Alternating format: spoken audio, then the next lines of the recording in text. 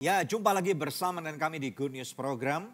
Episode pada malam ini judulnya atau temanya adalah Indonesia Singapura. Menampilkan dua orang narasumber yang luar biasa. Satu pasang hamba Tuhan yang powerful banget. Mereka dipakai Tuhan dengan luar biasa di sebuah kota, di sebuah negara yaitu Singapura. Menampilkan kembali Pastor Joseph dan Maria Tambah. Silakan. Ya, mau bertanya nih kepada Pastor Joseph dan Pastor Maria. Selama pandemik bagaimana menjalankan ibadah di gereja?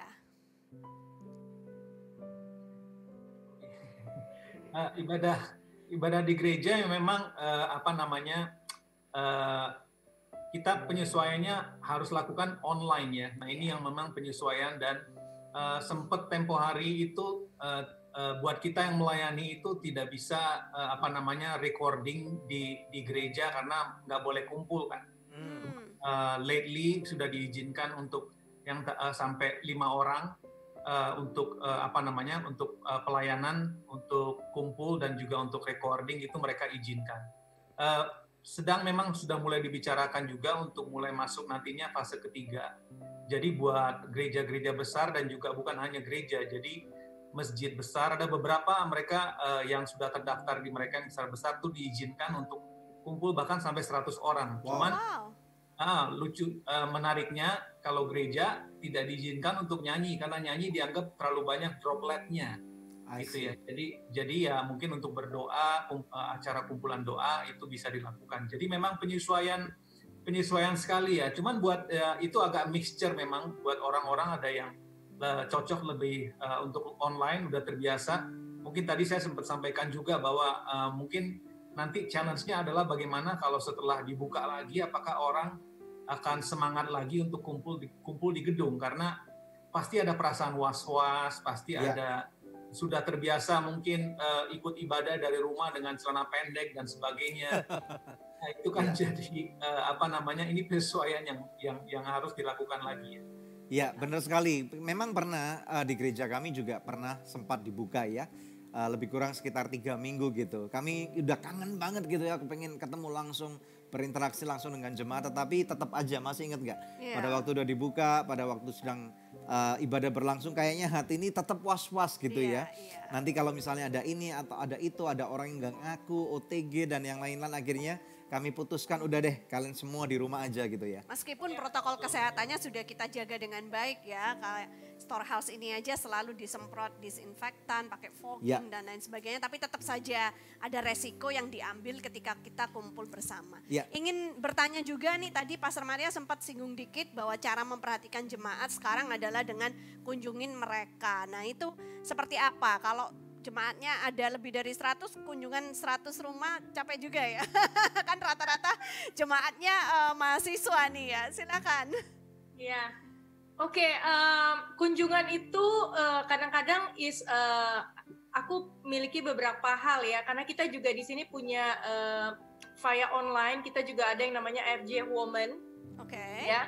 So for the mother itself, kita punya fellowship every Friday. Oh, ya. That's good. Jadi sometimes nggak selalu saya harus face to face, tapi of course saya akan mix dengan via online dan juga visit mereka secara face to face gitu, karena sometimes people juga butuh persekutuan ya. Kadang-kadang ada things yang kita nggak bisa bicarakan lewat media, tapi benar-benar dengan face to face itu encouragement-nya lebih dapet ya gitu. Jadi I do both, saya lakukan dua-duanya gitu ya. Dan saat ini currently kita juga punya menara doa gitu lewat via Zoom and also the face to face. Jadi lewat kegiatan-kegiatan ini dan juga kita juga punya eye care ya beberapa eye care gitu. Ada family yang profesional gitu. Jadi saya melakukan dua hal ini bisa lewat via Zoom dan juga lewat visitation. Nah, tapi kalau visitation sometimes kalau family kita bisa visit ke rumahnya gitu ya. Tapi kalau misalnya mereka lagi boring, biasanya kalau yang profesional dan anak-anak yang lebih kuliahan lebih senang keluar gitu ya. Jadi nah itu hal-hal yang saya lakukan untuk berjumpa dengan mereka di area mereka atau di orchard dan lain sebagainya. Jadi it's quite fun gitu ya. Dan saya sendiri kebetulan orangnya seneng Senang fellowship. Senang Jadi kumpul-kumpul nih. begitulah cara saya membagi waktunya untuk berjumpa dengan mereka. Amazing. Nah, Pastor Joseph, I just want to ask you, di tengah-tengah krisis biasanya akan muncul leadership nih ya. Bisa nggak kasih pengajaran atau insight kepada kami? What do you see in this? Maksudnya untuk orang-orang yang lagi, atau mungkin gereja-gereja nih ya, yang mereka lagi kepepet karena tentunya nggak bisa dipungkiri nih. Salah satu challenges yang terbesar buat gereja-gereja pada saat ini adalah finance. Karena terutama misalnya kalau di negara besar atau negara yang mahal seperti Singapura, per square feet-nya aja udah berapa tuh. Kemudian listrik, maintenance fee dan yang lain-lain. So how do you guys deal with this kind of challenges? Sehingga mungkin bisa dari apa yang pengalaman kalian bisa istilahnya kita semua gereja-gereja yang lain juga bisa belajar dari kalian tuh. Silakan. Ya, mungkin ada satu hal yang yang Tuhan munculkan ya di dalam masa pandemi ini dan kita semua perlu kerjakan adalah saya sebutnya kolaborasi. Jadi working together. Dan ini menyangkut bukan hanya gereja kita tetapi juga gereja-gereja yang lain di sekeliling kita. Karena mungkin Bro pernah dengar juga bahwa di masa-masa seperti ini justru menariknya kerjasama antar gereja, bahkan kerjasama antar gereja dengan badan-badan lain itu semakin meningkat. Dan jadi ini yang mungkin memang mau nggak mau dan ini saya juga termasuk dalam leadership untuk IFGF dan kita melihat bahwa hampir semua bahkan gereja yang kalau kita ini kan Pastor Daniel juga dan Pastor Debbie udah pernah lihat IFGF kan, jadi ada yang jemaatnya di atas 100, ada yang di bawah 100, bahkan ada yang di bawah 50. Ya. Bahkan tapi ada juga yang di atas 1000 dan sebagainya. Yes. Rata-rata memang terkena dampak dan di Singapura sendiri kita melihat bukan hanya gereja kita, gereja-gereja yang tadi saya sebutkan yang kita bekerja sama itu juga mengalami. Jadi dengan adanya kolaborasi dan keterbukaan itu saya menyarankan justru ada keterbukaan dengan tim leadership, memberitahukan juga kondisinya. Tetapi juga ada kolaborasi yang muncul juga antara gereja dengan gereja. Jadi kita bisa menolong, contohnya ada gereja yang membutuhkan teknologi. Di sini contohnya nggak semua gereja punya kemampuan kapasitas untuk rekaman online. Serius, ini di Singapura nih. Bukannya orang-orang kebanyakan di Singapura tuh tech savvy semua nih.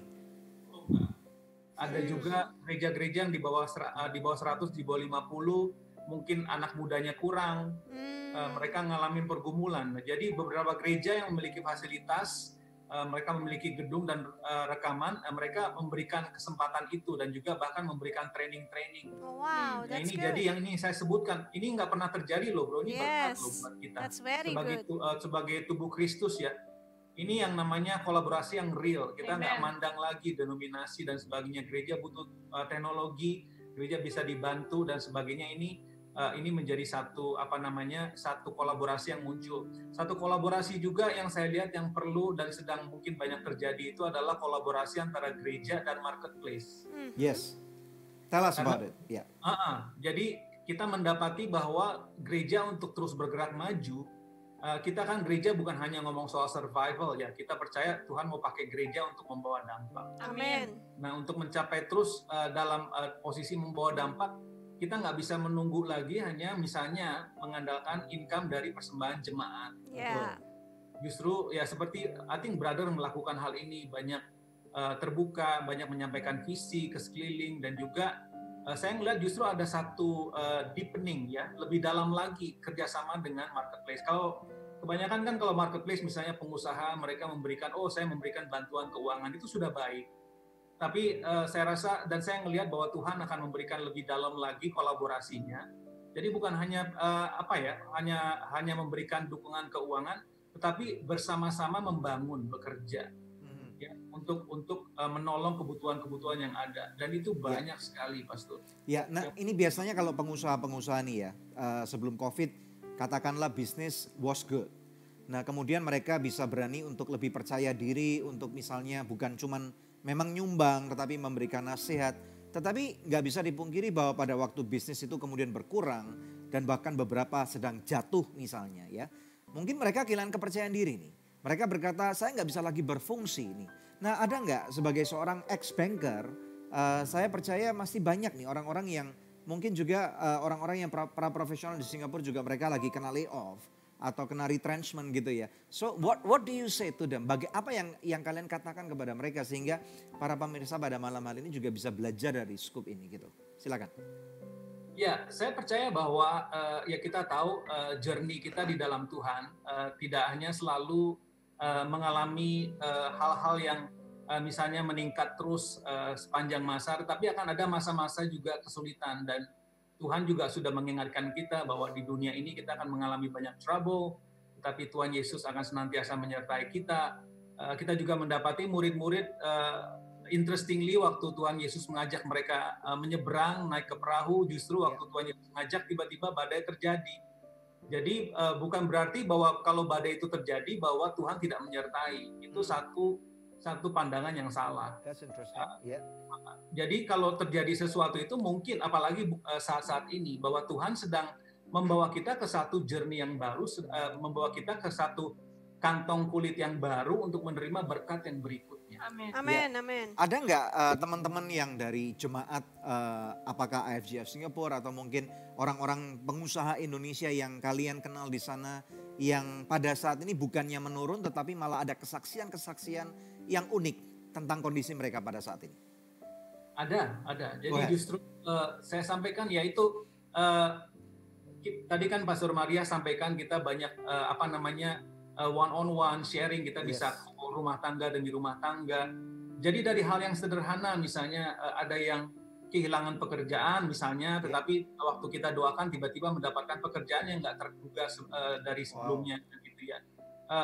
Ada juga yang justru mendapatkan promosi di masa ini. Really? Oh, wow. Ya, ada juga. Dan saya sendiri juga walaupun saya di dalam penggembalaan, tetapi beberapa sektor masih minta advice dari saya, dan interestingly justru semakin banyak area-area yang Tuhan bukakan. Tadi saya sebutkan area-area yang tidak pernah kita pikirkan sebelumnya, tetapi area-area yang relevan buat kegerakan di masa depan. Amin. Contohnya tadi Bro bilang misalnya hospital ya Bro ya. Tadi hospital orang Indonesia menurun kan? Ya. Datang ke sini dan tentunya kena dampak. Tetapi sebenarnya bukan hanya pasien yang menurun, tetapi dokternya sendiri juga sebenarnya malas ketemu di hospital karena risiko. Benar, ya. Nah, jadi sekarang justru yang muncul ini banyak sekali, dan ini juga saya sedang memberikan konsultasi beberapa teknologi yang akan memberikan medical meeting dan juga pertemuan dengan dokter lewat online. Oke. Wow. Terobosan nih ya. Lalu ada juga teknologi-teknologi yang nantinya akan membuat kita semua bisa melakukan tes, bukan tes darah seperti sekarang ya, tetapi ada alat-alat misalnya menghembuskan dengan nafas kita, nanti bisa dideteksi tertentu dan sebagainya. Jadi justru alat-alat seperti ini akan muncul gitu. Nah, ini yang saya sebutkan ini contoh saja ya, hal-hal yang justru tidak pernah dipikirkan sebelumnya akan muncul ke depan ini. Dan saya mau memberikan motivasi kepada brothers dan sisters pemirsa.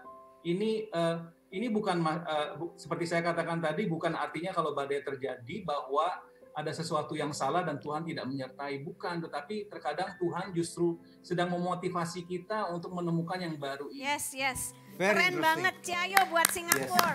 Karena jadi jangan melihat negatifnya terus. Saya ada kata satu namanya reinvent.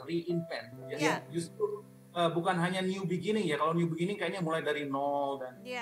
Bisa share nggak tentang your concept of reinvent itu? Silakan. Saya baca misalnya dalam satu tren ini, kalau kita lihat sekarang saat ini adalah kita sedang dalam memasuki fase ini nih.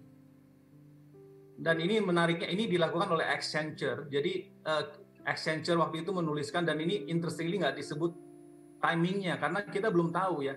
Tapi yang jelas itu adalah kasus meningkat, kasus COVID dan ekonomi menurun.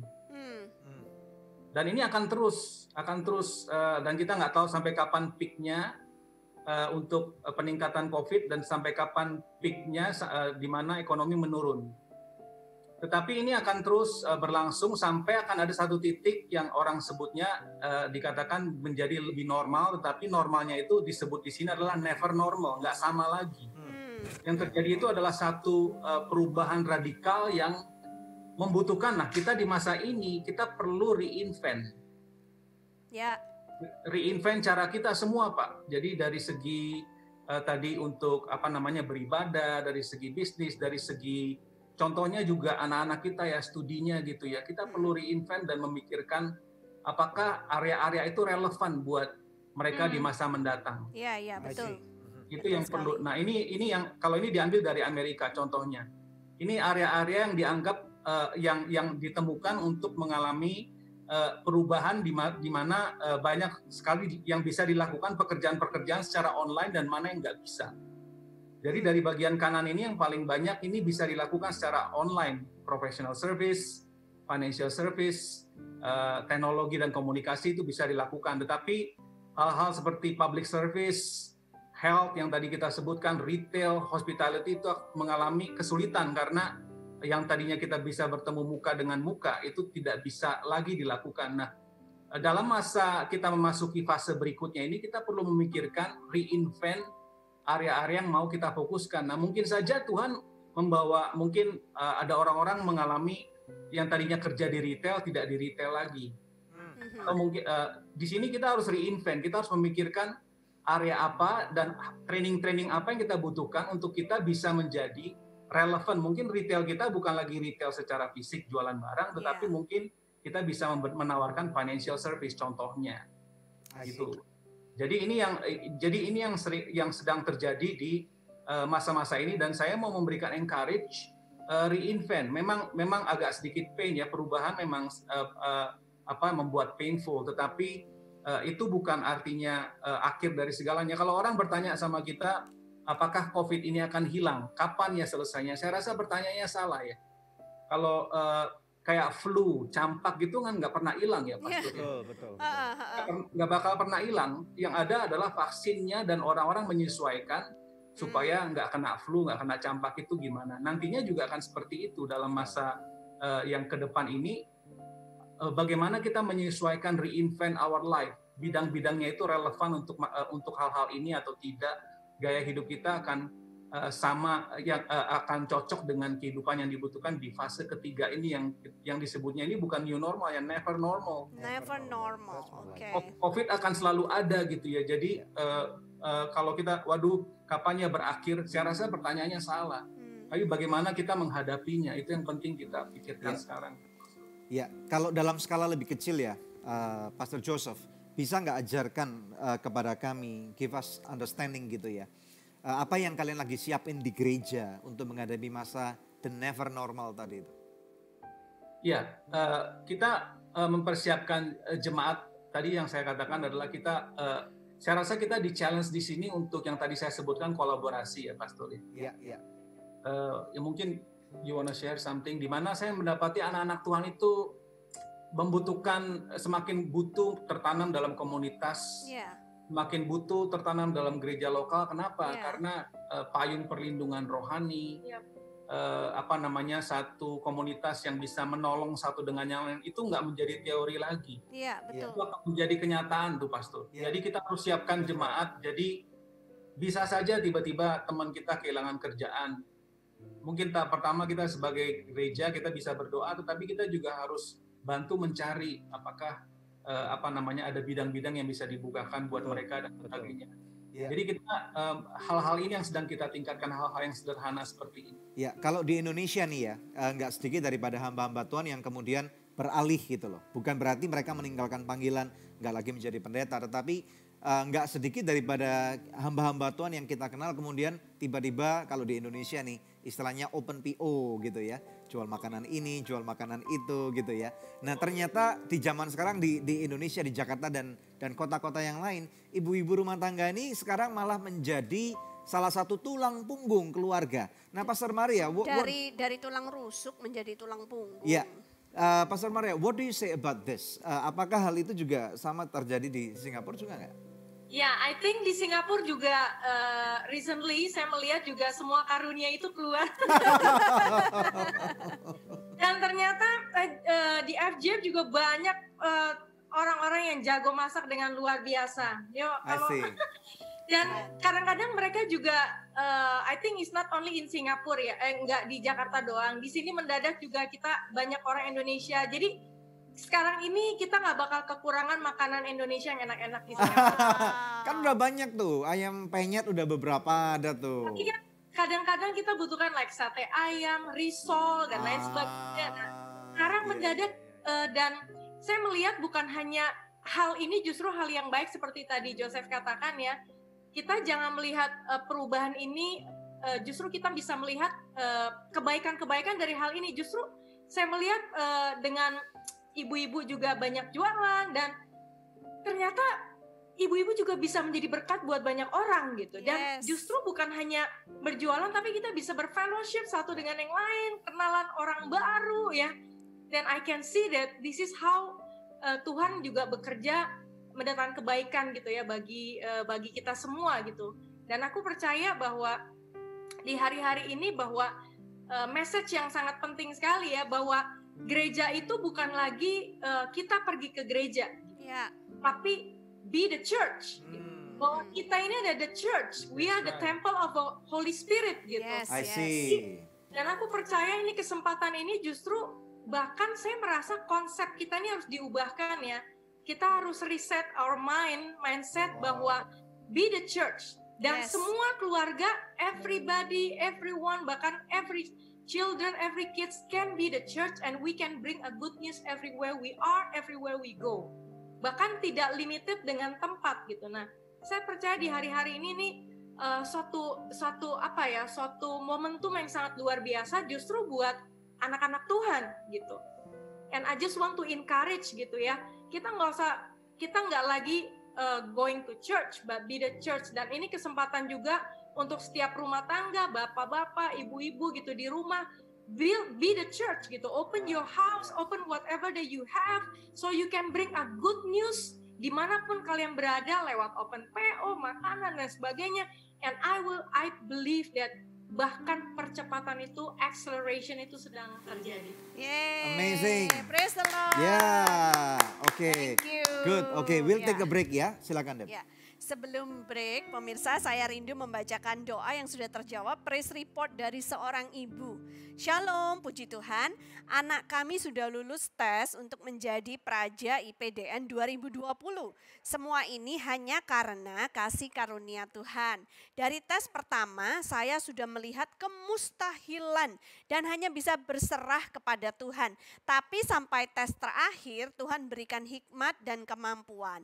Terima kasih sudah menopang kami dalam doa. Tuhan Yesus memberkati Anugerah Ministries dan kita semua. Puji Tuhan, Tuhan Yesus memberkati ibu juga dan keluarganya. Masih adakah di antara pemirsa yang memerlukan bantuan doa atau konseling? Anda bisa hubungi kami sekarang di nomor telepon yang tertera di layar kaca atau layar gadget Anda, juga melalui email ke doa@anugerah.net, sebab tim konseling dan doa kami siap untuk berdoa buat saudara sekalian. Tetap stay tune bersama kami akan kembali lagi dalam Good News program. Halo teman-teman sekalian, Anda baru saja menyaksikan sebuah episode Good News program, atau mungkin Anda juga menyaksikan video-video tayangan yang lain yang kami pernah upload pada channel @Anugerah Ministries. Dan saat ini secara pribadi pula saya mengajak Anda untuk berpartner bersama dengan kami, sehingga lebih banyak lagi tayangan-tayangan yang luar biasa. Akan ada inovasi-inovasi baru, akan ada kesempatan bagi Anda juga untuk membantu kami untuk memperlebar kerajaan surga. Jangan lupa untuk subscribe pada channel YouTube kami, yaitu di @Anugerah Ministries. Anda bisa langsung pencet, dan kemudian jangan lupa untuk pencet ada loncengnya, sehingga apabila ada setiap video baru, tayangan baru yang diupload, Anda akan langsung mendapatkan notifikasi pada email Anda atau pada YouTube Anda.